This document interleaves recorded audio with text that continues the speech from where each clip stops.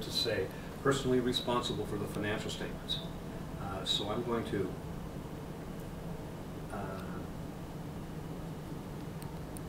put that on there somehow.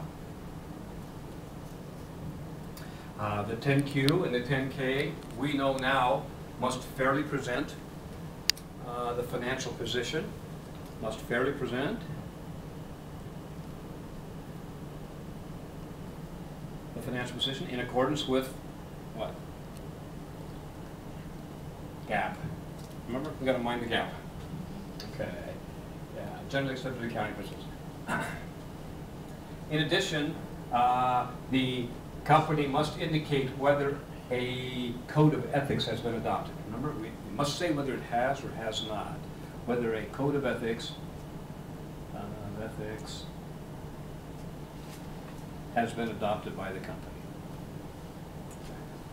Another far-reaching effect.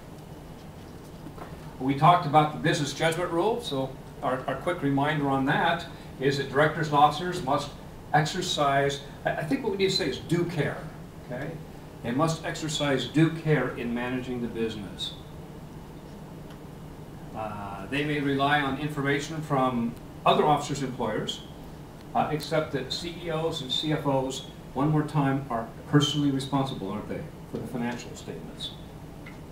Personally responsible.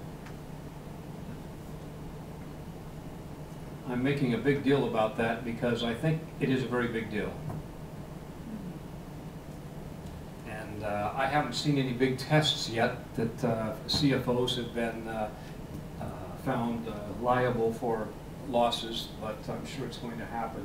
I would like to say one thing about that business judgment rule. Remember, the test of whether the business judgment rule has been followed is whether a reasonably prudent business person would have reached the same decision under similar circumstances. That is the idea of the business judgment rule. And I'm not really sure where this came from. I simply don't know. It has just sort of appeared. And so now I feel like I'm stuck with it. You ready for those review questions? We'll see how smart we are. Okay. Number one.